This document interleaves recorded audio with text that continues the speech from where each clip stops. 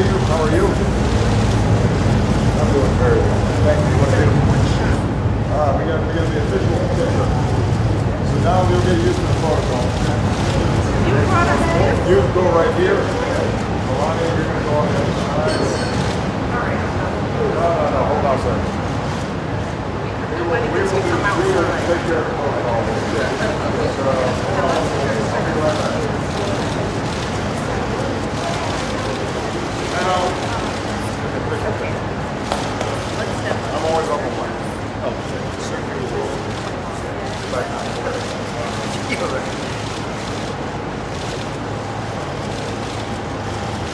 How was church?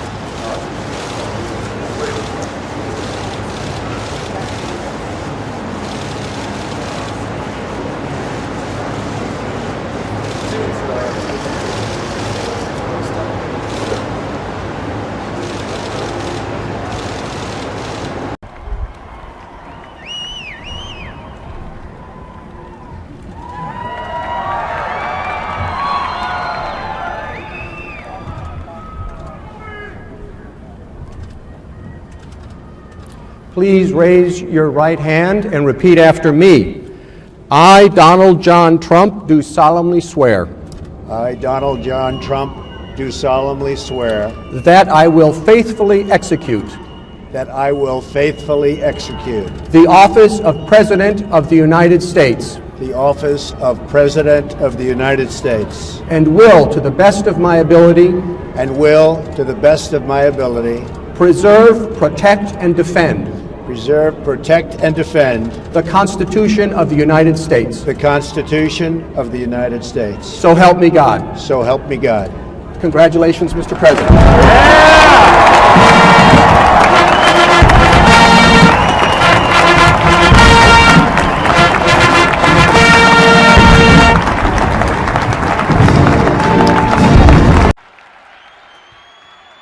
Chief Justice Roberts, President Carter, Monsieur le Président de la Cour suprême, Monsieur le Président Clinton, Monsieur le Président Carter, Monsieur le Président Bush, Monsieur le Président Obama, mes chers concitoyens et habitants de la planète entière, merci. Nous, citoyens des États-Unis d'Amérique, participons à cet effort conjugué pour reconstruire notre pays et rendre l'espoir à tout notre peuple. Ensemble, nous déterminerons l'avenir de notre pays et celui du monde entier pour de nombreuses années à venir. Des défis nous attendent, des difficultés certes, mais nous ferons le travail. Tous les 4 ans, nous nous réunissons sur cette marche pour assurer pacifiquement la passation des pouvoirs et nous sommes reconnaissants au président Obama et à la première dame Michelle Obama pour le concours qui fut le leur pendant cette transition. Ils ont été magnifiques. Merci à eux.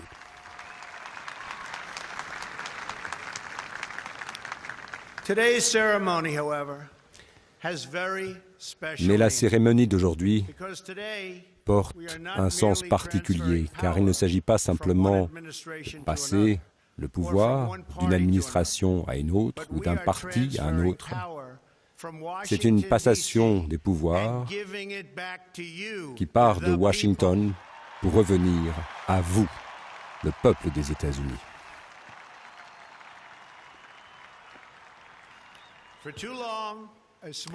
Pendant trop longtemps, une petite élite de notre capitale a pu profiter des ors de la République alors que le peuple en a fait les frais. Washington a prospéré, mais le peuple n'a pas participé à cette prospérité. La classe politique a prospéré, mais les emplois ont disparu, les usines ont fermé. Le système, l'establishment s'est protégé, mais non les citoyens de notre pays. Leurs victoires ne furent pas les vôtres, leurs triomphes ne furent pas les vôtres. Et tant qu'ils célébraient dans la capitale du pays, il y avait peu à fêter, à célébrer pour les familles en difficulté dans tout notre pays.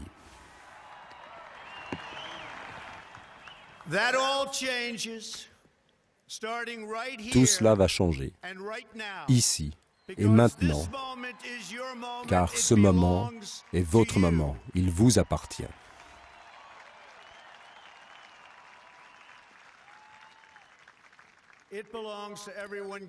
Ce moment appartient à tous ceux d'entre vous réunis ici, à tous ceux qui nous observent, qui nous suivent à travers les États-Unis. Ceci est votre jour, votre célébration, et ces États-Unis d'Amérique sont votre pays.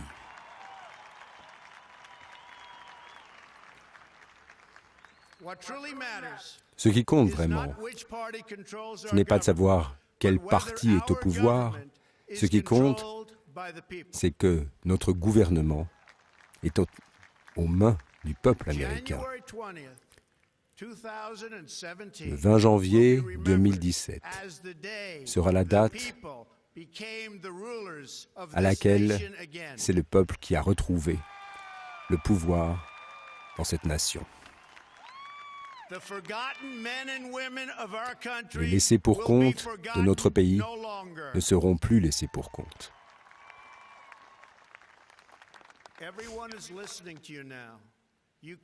Chacun vous écoute, vous êtes venus par dizaines de millions pour participer à ce mouvement historique inédit dans l'histoire de notre planète.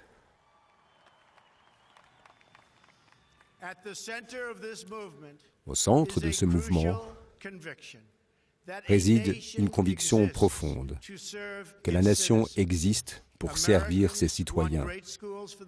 Les Américains veulent de bonnes écoles pour leurs enfants, des voisinages de sécurité, des emplois de qualité. Ce sont là des aspirations justes et raisonnables d'un peuple raisonnable et d'un peuple épris de droiture. Mais pour trop de nos concitoyens, ces espoirs sont vains. Des familles dépossédées dans des banlieues désolées, des zones abandonnées du pays, alors que par ailleurs, des élites fortunées s'enrichissent encore, alors que des étudiants n'arrivent pas à poursuivre leurs études, et la criminalité, le trafic de drogue qui a coûté trop de vies et a privé notre pays de son immense potentiel. Ce carnage américain s'arrêtera aujourd'hui, ici et maintenant.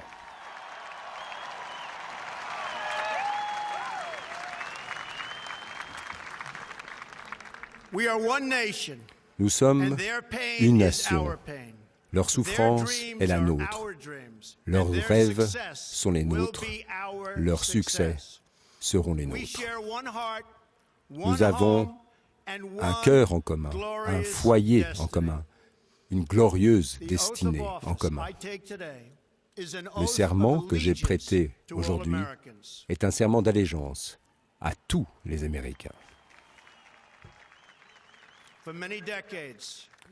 Pendant des décennies, nous avons enrichi l'industrie étrangère aux dépens de la nôtre, subventionné les armées d'autres pays, alors que nous voyons la déperdition de nos propres forces armées. Nous avons défendu les frontières des autres tout en refusant de protéger les nôtres.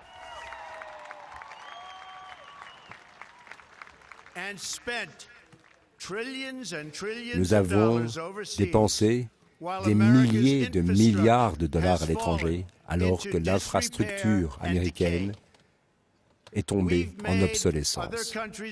Nous avons enrichi d'autres pays, alors que la richesse, l'espoir, l'assurance de notre pays s'est dissipée au fil des années. L'une après l'autre, nos usines se sont fermées, ont quitté nos rives, sans penser aux millions de travailleurs américains laissés sur le carreau. La richesse de notre classe moyenne a été arrachée pour être redistribuée dans le monde entier. Mais c'est une page du passé que nous allons tourner. Et à présent, nous sommes résolument tournés vers l'avenir.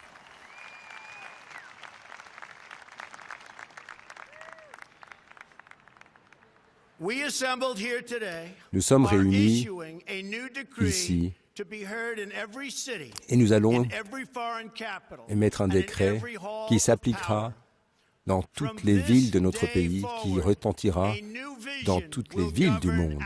Car aujourd'hui, c'est une autre vision qui régira notre pays. À partir d'aujourd'hui, ce ne sera que l'Amérique d'abord. L'Amérique d'abord.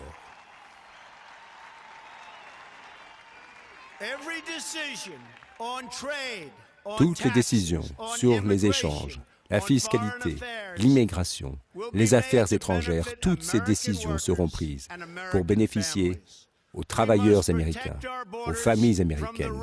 Nous devons protéger nos frontières des ravages d'autres pays, qui fabriquent des pays qui nous volent nos emplois.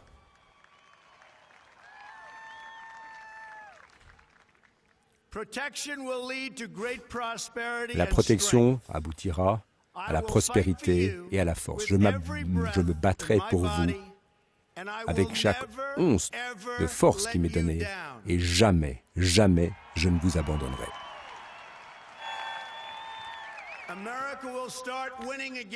L'Amérique sera gagnante de nouveau, plus que jamais par le passé. Nous ramènerons l'emploi en Amérique. Nous rétablirons nos frontières. Nous rétablirons notre richesse. Et nous rétablirons nos rêves.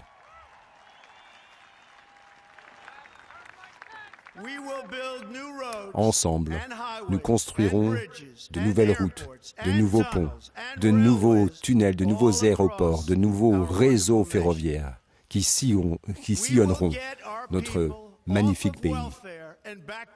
Au lieu de vivre des allocations, nos travailleurs retourneront au travail pour reconstruire l'Amérique avec une main-d'œuvre américaine. Ensemble, nous suivrons 2 règles simples. Acheter américain, recruter américain.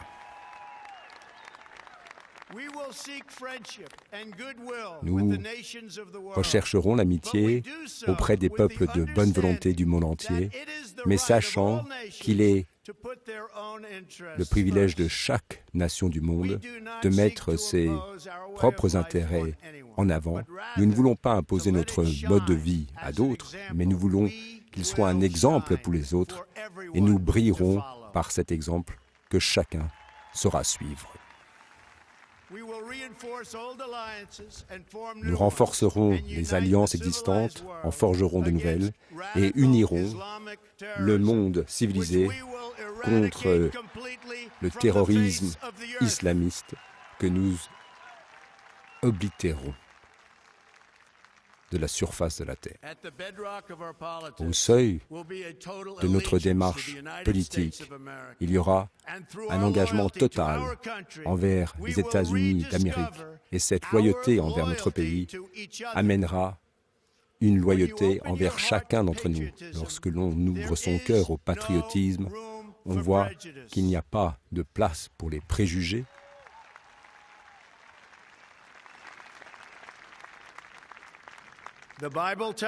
La Bible nous dit qu'il est heureux de voir le peuple de Dieu vivre ensemble en harmonie. Il faut parler franchement, discuter de nos désaccords, mais toujours rechercher la solidarité. Quand l'Amérique s'unit, elle est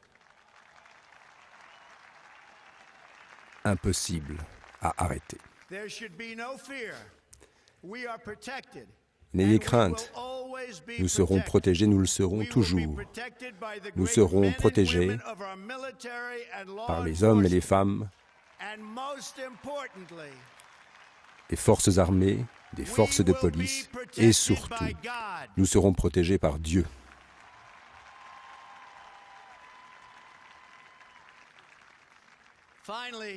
Enfin, il faut penser grand et rêver encore plus grand. En Amérique, nous comprenons qu'une nation ne peut vivre que tant qu'elle prospère. Nous n'accepterons pas une classe politique qui se contente de paroles sans jamais agir, qui passe son temps à se plaindre sans jamais rien faire pour redresser la situation.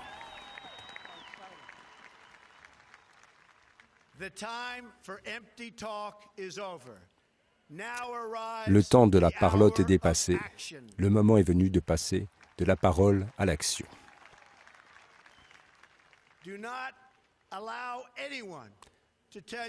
Ne laissez personne vous dire que c'est trop dur.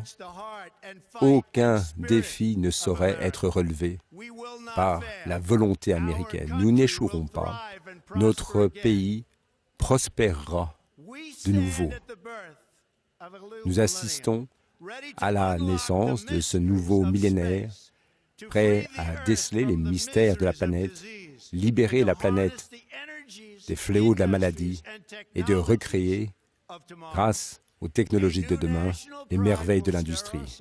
C'est une nouvelle ère qui s'ouvre, qui nous permettra de voir plus loin et de fermer nos divisions. Il faut se rappeler une sagesse qui restera éternelle. Que nous soyons noirs, blancs ou autres, c'est le même sang rouge du patriotisme qui coule dans nos veines.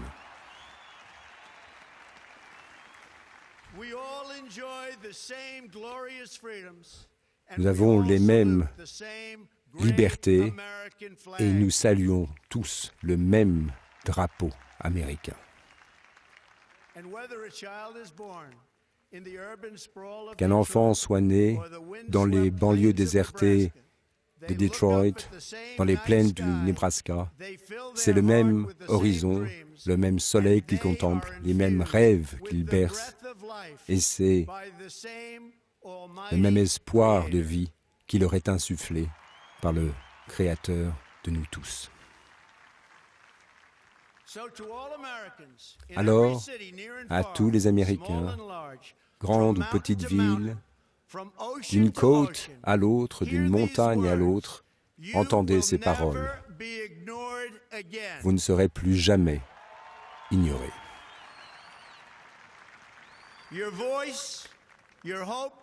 Vos voix, vos espoirs, vos rêves définiront notre destinée américaine et votre courage, votre bonté nous guideront sur la voie. Ensemble, nous rendrons sa force à l'Amérique. Nous rendrons sa richesse à l'Amérique. Nous rendrons sa fierté à l'Amérique. Nous rendrons sa sécurité à l'Amérique. Et oui, ensemble, nous rendrons sa grandeur à l'Amérique. Merci et que Dieu bénisse les États-Unis d'Amérique.